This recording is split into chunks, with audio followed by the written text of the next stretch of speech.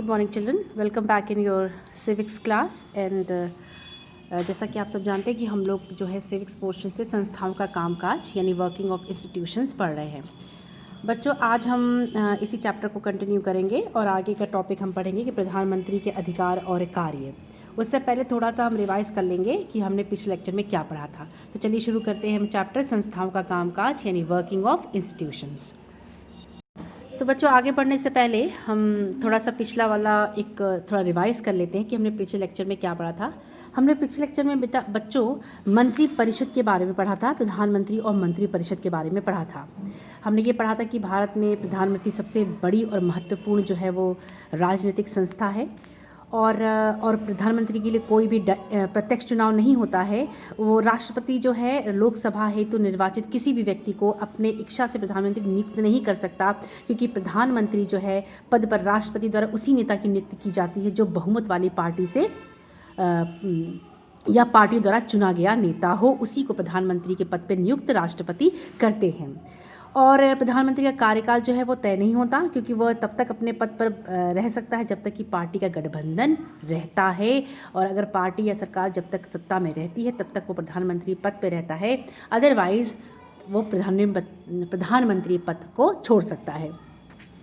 अब हम बात करें मंत्री परिषद की बच्चों, तो मंत्री परिषद के 3 पार्ट जैसे हमने पढ़े थे, कैबिनेट मंत्री, स्वतंत्र प्रभार राज्य मंत्री और सहायक कैबिनेट मंत्री यानी राज्य मंत्री। अब ये कैबिनेट मंत्री जो है वो जो प्रमुख मंत्रालयों के जो मंत्री होते हैं, जैसे कि शैक्षिक विभाग, फाइनेंशियल विभाग, वित्तीय विभाग, ये जो डिपार्टमेंट जो मुख्य विभाग होते हैं, मंत्रालय जो मुख्य मंत्रालय होते हैं सरकार के, वो आपके कैबिनेट मंत्रिमंडल में शामिल होते हैं। उनके मंत्रियों को हम कैबिनेट मंत्री कहते हैं। और ये जो साधारणतः पार्टी या गठबंधन की पार्टियों के वरिष्ठ नेता जो इस कैबिनेट मंत्री में शामिल होते हैं, और ये मुख्य मंत्रालयों के जो है वो मंत्री होते हैं। और कैबिनेट मंत्री मंत्री परिषद के नाम पर फैसले करने के लिए ये मीटिंग बुलाते हैं, बैठक करते हैं। इस प्रकार जो ये कैबिनेट मंत्री परिषद का शीर्ष जो है वो एक ग्रुप होता है, एक मेन ग्रुप होता है, जिसमें लगभग 20 मंत्री जो है वो शामिल होते हैं। जैसे होम मिनिस्टर है, फाइनेंस मिनिस्टर है, एजुकेशन मिनिस्टर हैं, एग्रीकल्चर मिनिस्टर हैं, तो ये लोग जो है वो कैबिनेट मंत्री हैं। अब हम बात करते हैं स्वतंत्र प्रभार राज्य मंत्री की। तो ये स्वतंत्र प्रभार राज्य मंत्री ये छोटे मंत्रालयों के जो मंत्री होते हैं, ये विशेष रूप से जो है इनविटेशन देने पर ही जो है वो कैबिनेट मंत्री परिषद में शामिल होते हैं मीटिंग में। जैसे टूरिज्म मिनिस्टर है, कल्चर मिनिस्टर है, तो ये छोटे मंत्री होते हैं। अब बात करते हैं सहायक कैबिनेट मंत्री यानी राज्य मंत्री। ये ऐसे मंत्री होते हैं जो कैबिनेट मंत्रिमंडल की मदद करने के लिए इन मंत्रियों की नियुक्ति की जाती है, यानी राज्य मंत्री की नियुक्ति की जाती है। ये कैबिनेट मंत्रियों से जुड़े सहायक मंत्री यानी राज्य मंत्री क्या होते हैं? ये कैबिनेट मंत्रियों से जुड़े जो सहायक मंत्री होते हैं, जो कैबिनेट मंत्रिमंडल की मदद करते हैं, उनकी सहायता करते हैं, उनका साथ देते हैं, उनको असिस्ट करते हैं। तो ये आपका मंत्री परिषद हुआ। अब हम आगे बढ़ते हैं अगले शीर्षक के बारे में, जिसका नाम है प्रधानमंत्री के अधिकार और कार्य। अगला शीर्षक आपका है प्रधानमंत्री के अधिकार और कार्य। जैसे कि हमने आपको भी बताया कि प्रधानमंत्री जो है सबसे महत्वपूर्ण और बड़ी राजनीतिक संस्था है, तो इसके पास बहुत सारे बड़े और व्यापक अधिकार है, सबसे ज़्यादा। और प्रधानमंत्री एक ऐसी संस्था है जो सबसे ज़्यादा अधिकारियों और अधिकार का उपयोग करता है। तो इसके पास बहुत ज़्यादा अधिकार होते हैं, व्यापक अधिकार होते हैं, और वही राष्ट्रपति के समस्त अधिकारों का भी प्रयोग करता है, जैसा कि मैंने अभी बताया आपको। तो और इसके क्या फंक्शंस हैं, प्रधानमंत्री के क्या कार्य हैं, क्या फंक्शंस हैं, आइए हम बारी बारी से पढ़ते हैं पॉइंट वाइज। पहला आपका है मंत्री परिषद का गठन, यानी राष्ट्रपति जो है वो मंत्रियों की नियुक्ति जो है वो प्रधानमंत्री के सलाह पर ही करता है। पहले तो वो प्रधानमंत्री की नियुक्ति राष्ट्रपति करते हैं, फिर राष्ट्रपति प्रधानमंत्री की सलाह पे बाकी मंत्रियों को नियुक्त करते हैं। और प्रधानमंत्री जो मंत्रियों की सूची राष्ट्रपति को सौंपते हैं, उसी के अनुसार जो है वो मंत्रिमंडल का गठन होता है।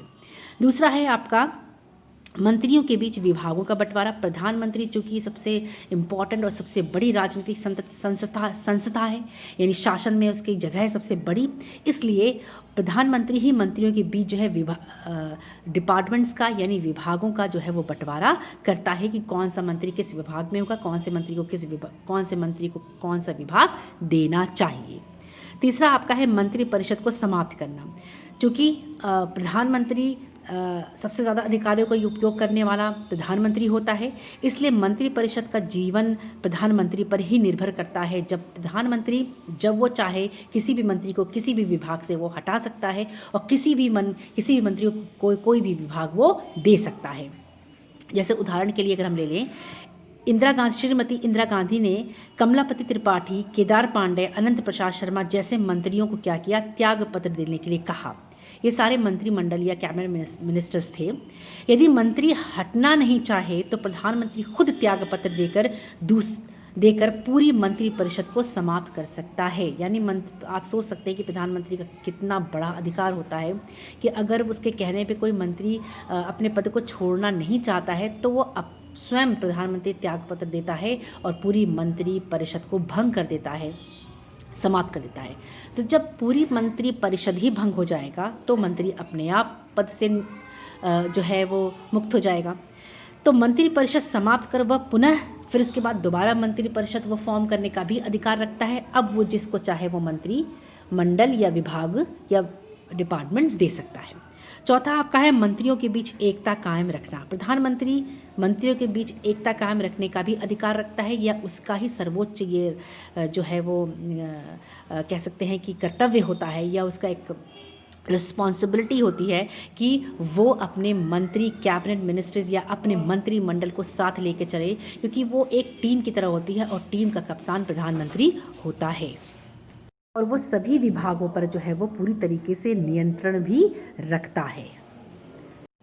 अगला पॉइंट आपका है मंत्रिपरिषद की बैठकों का सभापतित्व। जैसे कि प्रधानमंत्री अपने कैबिनेट मिनिस्टर्स या मंत्रिपरिषद एक टीम की तरह होता है और वो टीम का उन खिलाड़ियों का प्रधानमंत्री एज अ कैप्टन काम करता है। तो प्रधानमंत्री मंत्रिपरिषद की जो बैठक है उसका सभापतित्व भी वही करता है, उसका नेतृत्व भी वही करता है। यानी सभापतित्व माने सभा का नेतृत्व करना, यानी सभा का अध्यक्ष होना, हेड होना। तो मंत्रिपरिषद के जितने निर्णय होते हैं उसमें प्रधानमंत्री की बहुत महत्वपूर्ण भूमिका होती है, क्योंकि विदाउट उनके परमिशन के, विदाउट उनके निर्णय का कोई भी निर्णय जो है वो अंतिम निर्णय नहीं होता।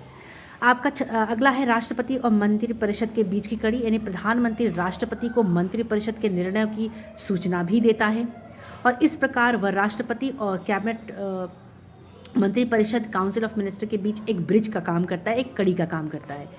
अगला है आपका लोकसभा का नेता।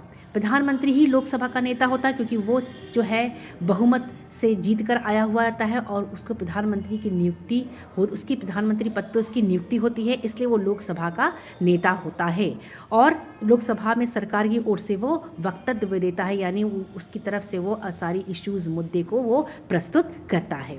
अगला है नीति निर्धारण। देश की आंतरिक और विदेश नीति के निर्धारण में प्रधानमंत्री की बहुत बड़ा हाथ होता है कि उसका प्रधानमंत्री का निर्णय ही अंतिम निर्णय होता है। फिर संकट काल की घोषणा।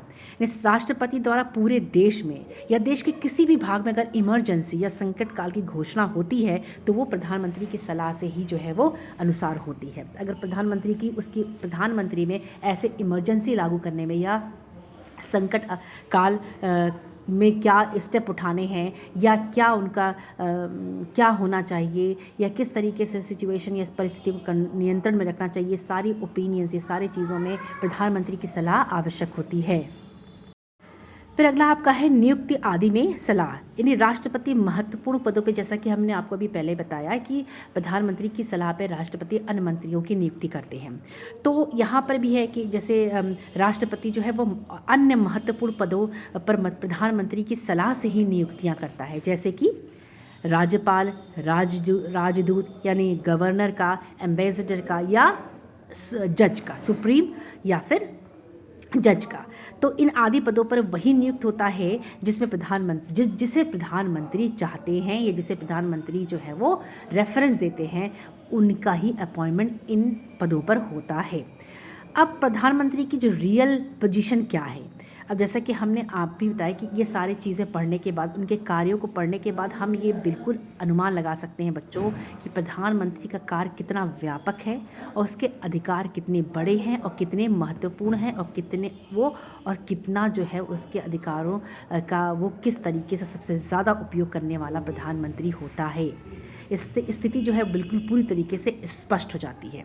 अब राष्ट्रपति के सभी और राष्ट्रपति के जो जितने अधिकार होते हैं, जो समस्त सभी अधिकारों का उपयोग प्रधानमंत्री ही करता है। जैसा कि राष्ट्रपति एक औपचारिक पद है, लेकिन वास्तविक में प्रधानमंत्री ही सबसे ज़्यादा अधिकारों का और अधिकारियों का उपयोग करता है। और देश और इसीलिए इसी कारण देश की सफलता का जो दायित्व है वो प्रधानमंत्री पर ही होता है। जितना सफल प्रधानमंत्री उतना सफल वो देश होता है।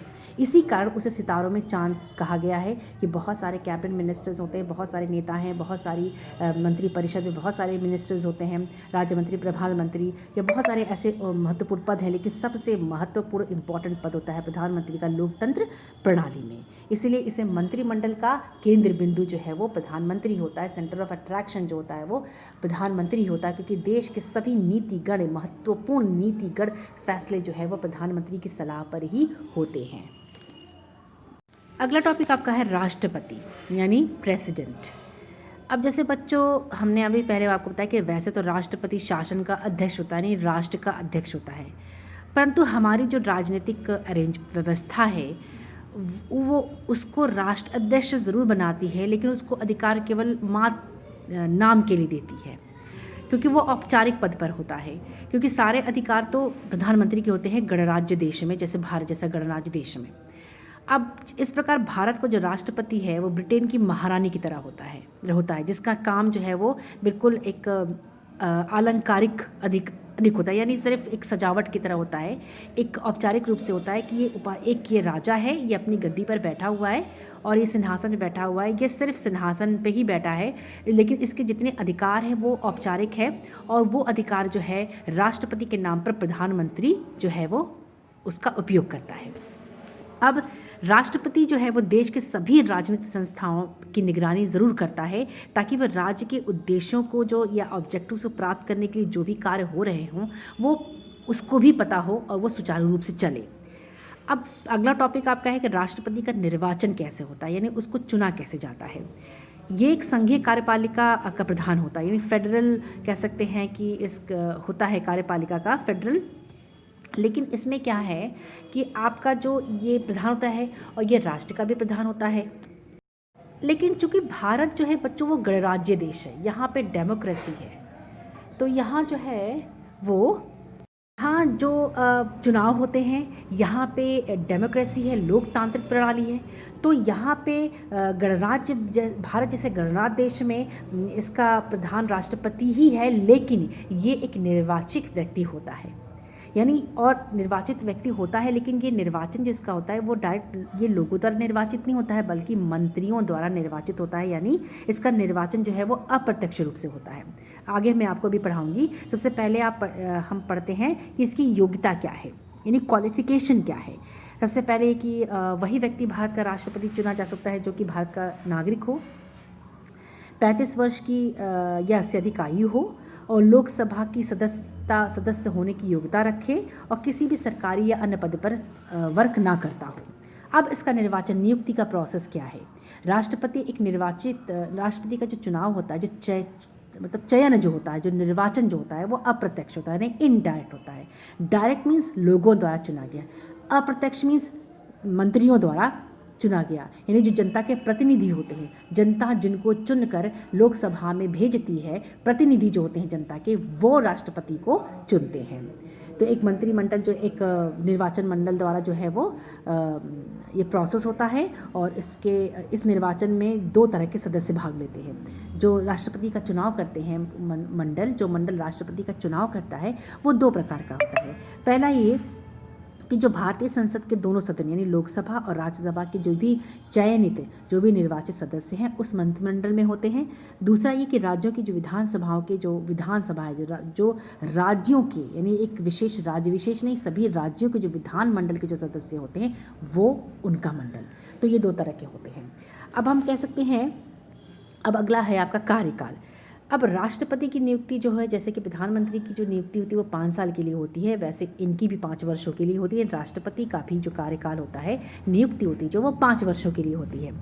और जबकि हालांकि अगर राष्ट्रपति चाहे तो पूरे 5 वर्ष पूरा होने से पहले भी वो त्यागपत्र देकर अपने पद से हट सकता है, और इसके अतिरिक्त उसे संसद महाभियोग द्वारा भी हटा सकती है, यानी संसद जो है वो उसे हटा सकती है। मतलब महाभियोग यानी कहते इम्पीचमेंट जिसे कहते हैं, कि अगर वो अपने कार्य में सही नहीं काम कर रहे हैं, या ईमानदारी नहीं है, या वो कोई और वजह से अपने कार्य में नियमित रूप से नहीं सुचारू रूप से कर रहे हैं, तो इम्पीचमेंट द्वारा जो है उनको इस पद से हटाया जा सकता है। और अगर किसी राष्ट्रपति अपने कार्यकाल के समय में उनकी अगर मृत्यु हो जाती है, तो उपराष्ट्रपति की भी नियुक्ति होती है राष्ट्रपति के साथ साथ, तो उनकी जगह पे उपराष्ट्रपति ही राष्ट्रपति का पद जो है वो ग्रहण करता है। परंतु लेकिन उसे 6 महीने के अंदर ही नए राष्ट्रपति का चुनाव कराना आवश्यक हो जाता है।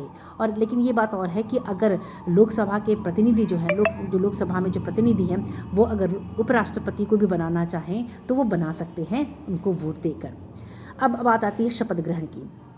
अब संविधान की व्यवस्था के अनुसार बच्चों उनके कुछ विशेष अधिकार भी प्राप्त हैं, जैसे कि कार्यकाल के अंदर ही जो है वो बंदी नहीं, उनको अगर वो कार्यकाल हैं या उन पे कोई ब्लेम है या उन पे कोई केस चला तो उनको बंदी नहीं बनाया जा सकता है, या उनके खिलाफ कोई भी सैनिक कार्रवाई नहीं की जा सकती है, कोई भी उनके विरुद्ध या उनके ऑपोजिट कोई भी फौजीदारी की कार्रवाई या सैनिक कार्रवाई जो है वो नहीं की जा सकती है। तो बच्चों आज हम यही समाप्त करते हैं, और अगले लेक्चर में जो है हम पढ़ेंगे राष्ट्रपति के अधिकार एवं कार्यों के बारे में। हम अगला शीर्षक जो पढ़ेंगे, और अगला उसके बाद जो शीर्षक आपका है वो न्यायपालिका। तो हम कोशिश करेंगे कि अगले सेशन में या अगले लेक्चर में जो है वो हम ये चैप्टर हम समाप्त कर लें। बच्चों आप लेक्चर वीडियो ज़रूर देखिए, और आप वीडियो देखने के साथ साथ इसको ध्यान से सुनिएगा भी, देखिएगा भी, और इसके साथ साथ जो है अपनी पुस्तक को भी पढ़िएगा, बुक को भी पढ़ लीजिएगा। तो आज हम यही समाप्त करते हैं। तो आप अपना ख्याल कीजिए, खुश रहिए और हमेशा मुस्कुराते रहिए। So goodbye, take care of yourself and your family also. Good bye.